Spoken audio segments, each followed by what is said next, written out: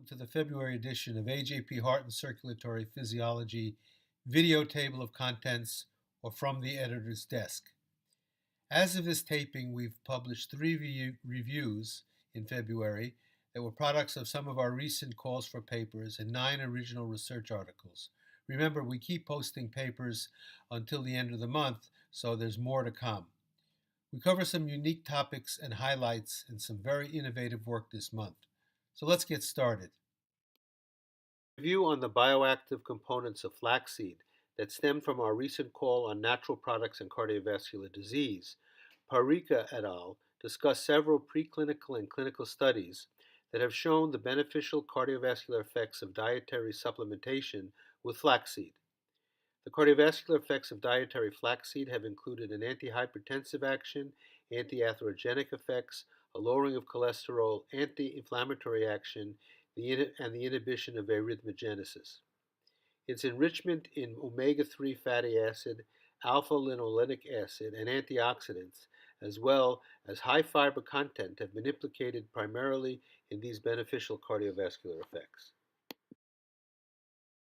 Second review by Wurzner et al., dietary nitrate supplementation and cardiovascular health are discussed. Oral consumption of inorganic nitrate, which is abundant in green leafy vegetables and roots, has been shown to increase circulating plasma nitrite concentration, which can be converted to nitric oxide in low oxygen conditions. The associated beneficial physiological effects include a reduction in blood pressure, modification of platelet aggregation, and increases in limb blood flow. Here, the authors summarize the factors that appear to limit or maximize its effectiveness and present a case for why it may be more effective in patients with cardiovascular disease than as ergogenic aid in healthy populations.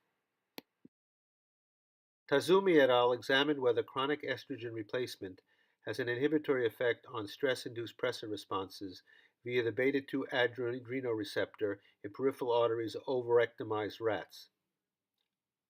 After 4 weeks of treatment, rats underwent cage switch stress, and in a separate experiment, a subset received an infusion of isobutyrenol.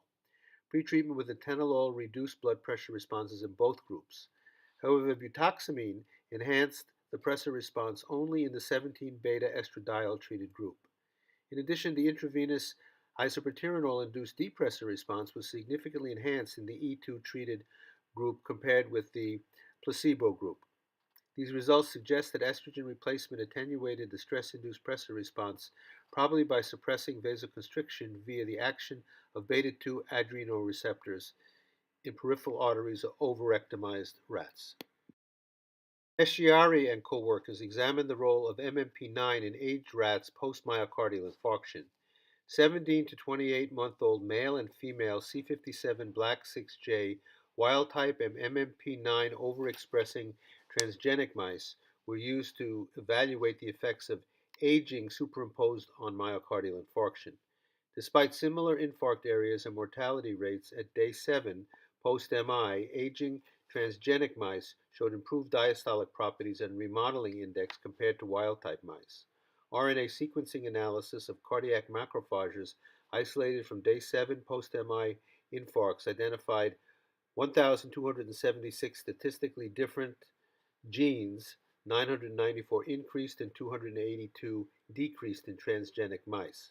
While collagen accumulation was enhanced in transgenic mice compared with wild-type mice at days 0 and 7 post-MI, the post-MI collagen cross-linking ratio was higher in wild-type mice, consistent with increasing diastolic volumes.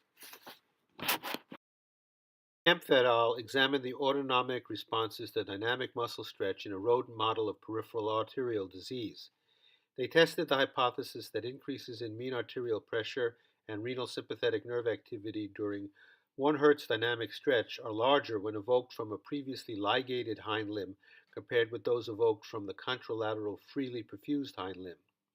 They found that the increases in mean arterial blood pressure and renal sympathetic nerve activity were significantly greater during dynamic stretch of the ligated hind limb compared with the increases during dynamic stretch of the freely perfused hind limb.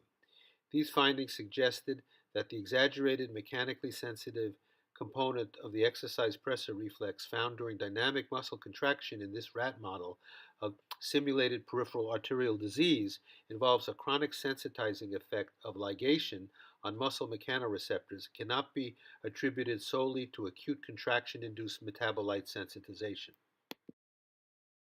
Finally, myocardial infarction may result in pulmonary hypertension. Van Duyn et al. Investigated if PDE5 inhibition ameliorates pulmonary hemodynamics in swine with pulmonary hypertension secondary to myocardial infarction and whether nitric oxide is essential. The PDE5 inhibitor EMD360527 was administered in awake chronically instrumented swine with or without myocardial infarction. At rest, PDE5 inhibition produced pulmonary dilation, as evidenced by a decrease in pulmonary vascular resistance, which was more pronounced in MI compared with normal swine, and was accompanied by an increase in stroke volume in MI swine.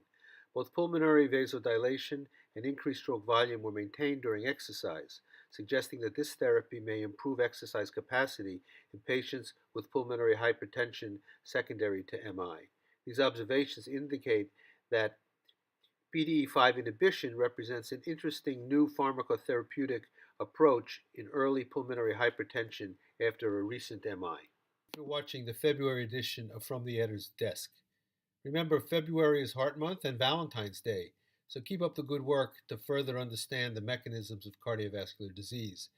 Be sure to check out our podcasts, and we'll see you next month. Don't forget to send us your best work now.